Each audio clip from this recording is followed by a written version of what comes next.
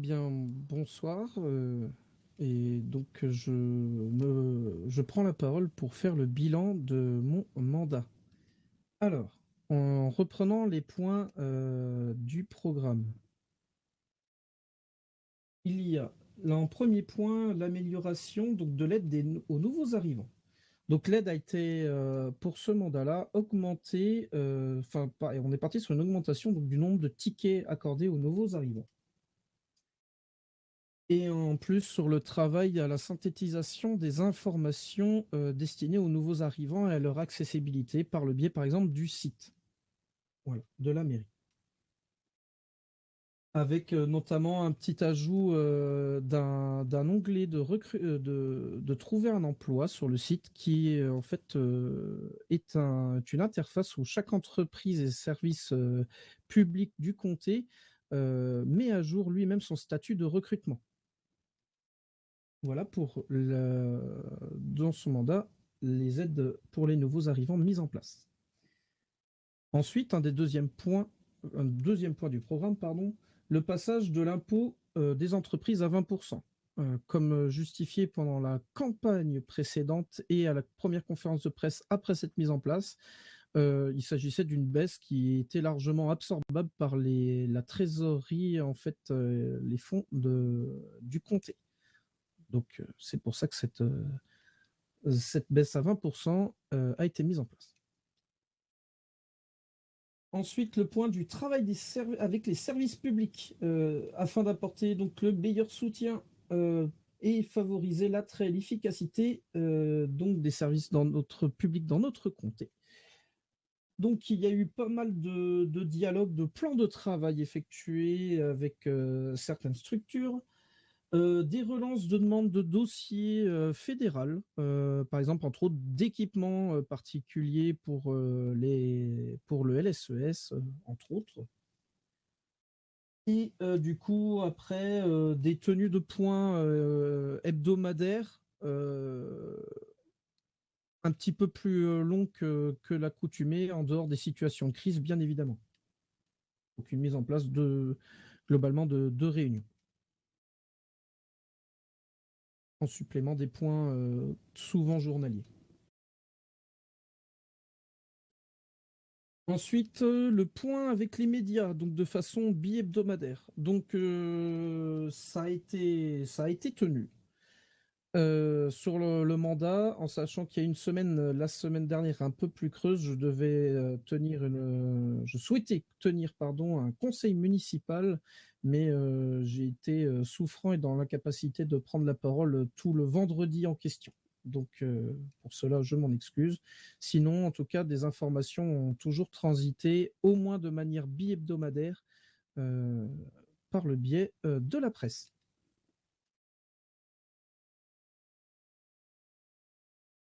Ensuite, un appui aux citoyens désireux de porter des propositions de loi. Donc, en fait, il y a aussi les amendements en tant que membre de l'Assemblée. Donc, en tant que membre de l'Assemblée, je n'ai pas été réellement approché parce qu'en tant que maire, j'ai un rôle à l'Assemblée. Par contre, il y a eu quelques propositions d'évolution de loi et de textes, entre autres, par exemple, des lignes dans le CETA, ou etc., donc, sur lesquelles on emmenait soit des réflexions, des documents de travail ou des rapprochements avec le gouvernement pour énoncer directement ces points.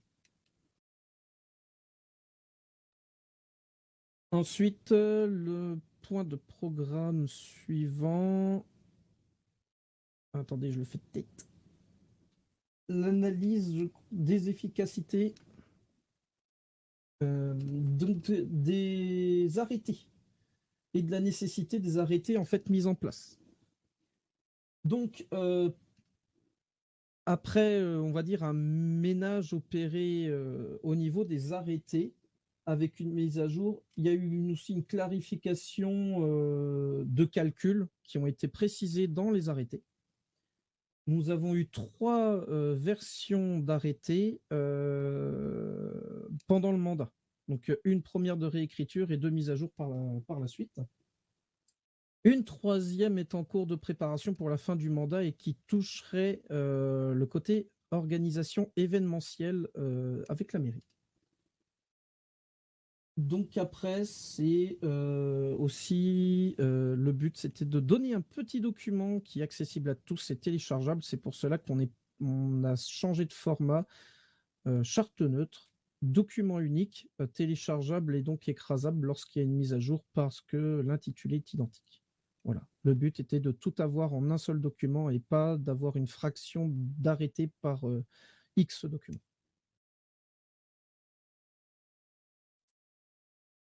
Ensuite, on est sur le point des accompagnements des associations et pour favoriser donc leurs actions. L'accompagnement a été fait de façon différente. Euh, il y a eu des dialogues, des échanges sur des aides financières organisées avec certaines des associations dont je suis encore à l'heure actuelle en attente de réponse. Et sinon, nous avons organisé, enfin l'équipe de la mairie, une partie de l'équipe a organisé donc le forum des associations et des auto-entreprises, donc qui a lieu ce samedi pour donner aussi une passerelle de contact aux citoyens et qu'au-delà de la visibilité sur l'intranet, puissent voir un peu tout ce que les personnes qui veulent faire bouger les choses dans le comté proposent. Ensuite, on a la lutte contre la fraude fiscale. Là-dessus, ça a été plus une opération de communication et de suivi un petit peu plus poussé concernant les taxes d'habitation, qui sont donc en, qui sont donc qui incombent à la mairie du comté. Donc, il y a eu des outils aussi, des automatisations mises en place pour optimiser les régularisations de taxes d'habitation, par exemple, dans nos documents internes. Et ensuite, un accompagnement. Et c'est pareil, par le biais du site de la mairie, nous avons mis dans la FAQ plusieurs questions et aussi des onglets pour comment payer sa taxe d'habitation avec les conditions. Donc jusqu'à date, etc. Voilà. Là, donc ça, c'était plus pour le parti accompagnement sur la taxe d'habitation. Le dernier point, donc, c'est des réflexions sur les investissements structurels. Donc, on a eu un dossier qui a été validé et donc qui a été mis en place en forme donc de la pompe au niveau, la pompe à essence enfin essence à carburant pardon pour le bateau dans le port. Nous avons eu, ce n'était pas un investissement structurel pur en termes de bâtiment, mais un dossier qui a été refusé concernant le golf, la location de caddies pour en fait pouvoir profiter des caddies de golf pour les parcours. Et sinon, l'autre dossier qui est en cours de transmission, c'est en fait un aménagement de voirie pour finaliser des travaux sur le pont, par exemple, pour prendre celui-là, sur le pont entre Darnell-Brosse et le LSPD, par exemple, les trous, les plots qui restent, pouvoir donc financer la fin des travaux pour une meilleure circulation et pas d'obstacles sur les voies. Voilà pour le point programme. En dehors du programme, il y a eu des actions pendant le mandat, soit qui ont émergé par la campagne, soit en cours de mandat aussi. Donc là-dessus, je vais prendre donc les points suivants. Et là, je prends mes notes. Donc, la mise en place d'une charte graphique neutre pour la mairie. Donc voilà, et le site de la mairie. Donc ça, c'est un package. De, de choses mises en place et d'outils utilisables par n'importe qui. Les droits sont accessibles et modifiables. L'idée, c'est d'avoir des outils qui perdurent dans le temps, quelles que soient les personnes arrivant élues à la mairie.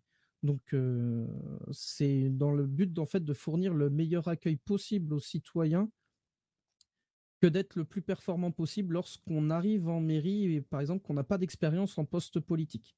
Optimiser les outils, les créer, les laisser libres d'accès et modifiables à n'importe quel moment sans problème de propriété.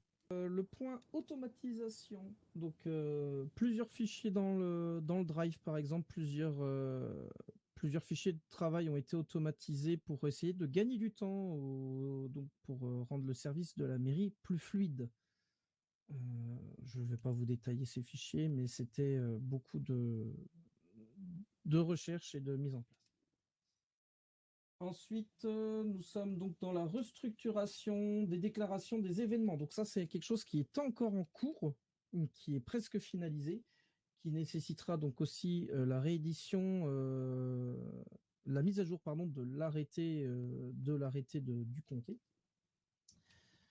Donc, c'est pour le cadre, par exemple, de la subvention et de la sécurité, dans l'optique de mieux contrôler les dépenses et aussi de vérifier que les événements qui nécessitent qui nécessitent un brassage ou de personnes ou voilà, ou l'événement en tout cas doit, par exemple, nécessiter soit un grand rassemblement, soit des mouvements de personnes, qu'on soit sûr que les événements créés soit sécurisé au maximum possible.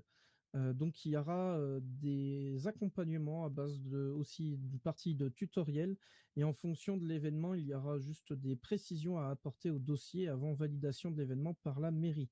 Et on parle dans le cadre d'événements qui durent un certain moment en dehors, par exemple, des ventes qui peuvent être, par exemple, les ventes ambulantes. Voilà.